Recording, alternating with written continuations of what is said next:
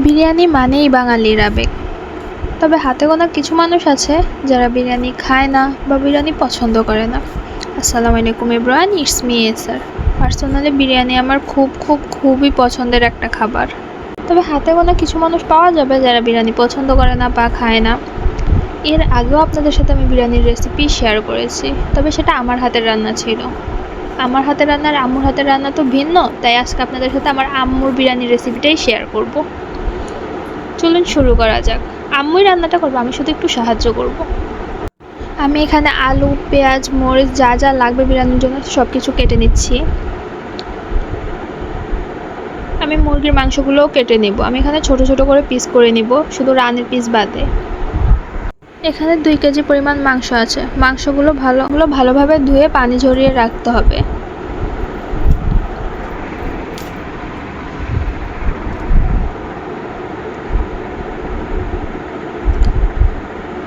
এবার আমি আলুগুলো ভেজে নিব। সামান্য লবণ দিয়ে এটা ভেজে নিব আমি।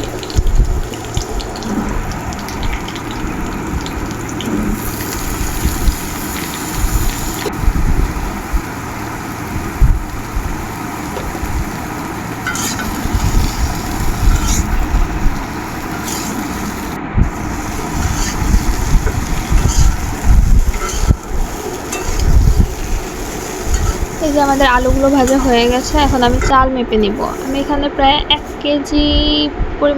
কেজি পরিমাণ চাল নিয়েছি। এগুলো ধুয়ে নিব।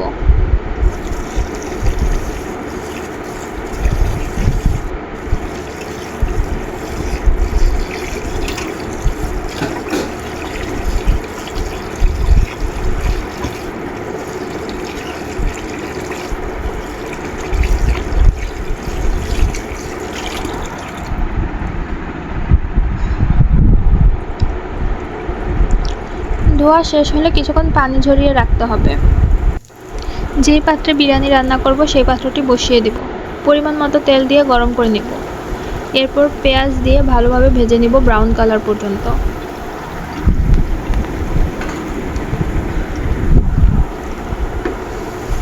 এরপর গোটা গরম মশলা দিয়ে দিব। আমি যেহেতু প্যাকেট মশলা দেবো তাই গরম মশলার পরিমাণ এখানে কম দিচ্ছি, কারণ প্যাকেটের মধ্যেও গরম মশলা থাকে।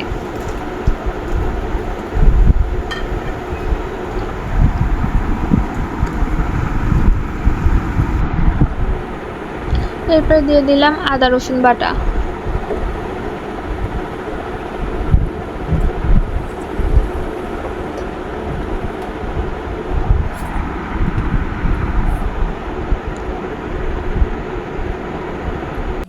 এরপর রাঁধুনি প্যাকেট মশলা আমি একটা দিয়ে দিলাম পুরো। কিছুক্ষণ কষিয়ে নেব।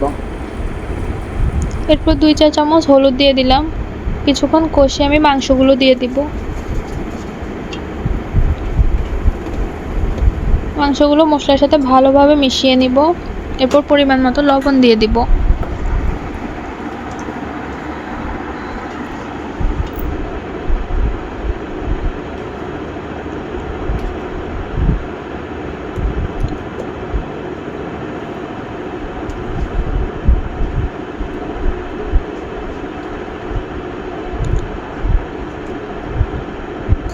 দিয়ে দিব বাদাম বাটা। বাদাম বাটা দিবেন, তাহলে ঘ্রাণ ভালো হয় এবং খেতেও ভালো লাগে। এরপর নিজেদের ঝাল অনুযায়ী কাঁচামরিচ না দিলেও সমস্যা হয় না। সব কিছু মিশিয়ে আমি কিছুক্ষণ কষিয়ে নিচ্ছি। এরপর হালকা কুসুম গরম দুধ দিয়ে দিব। আমি এখানে 1 কাপ পরিমাণ দুধ দিয়েছি।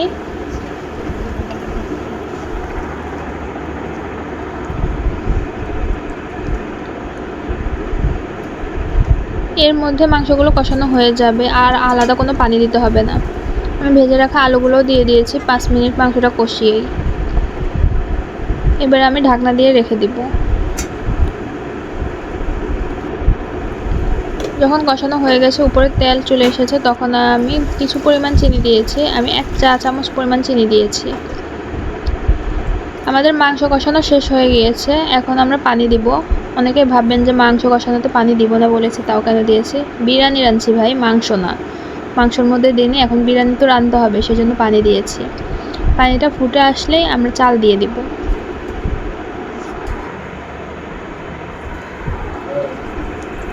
চাল দিয়ে কিছুক্ষণ নেড়ে নিব। এরপর যখন ফুটে যাবে তখন আমরা ঢাকনা দিয়ে রেখে দিব।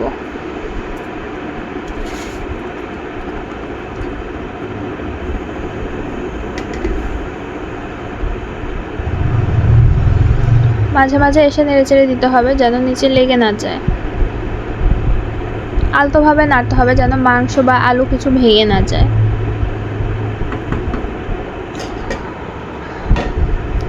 এই যে আমাদের বিরিয়ানি রান্না হয়ে গিয়েছে, এখন আমি সার্ভ করব।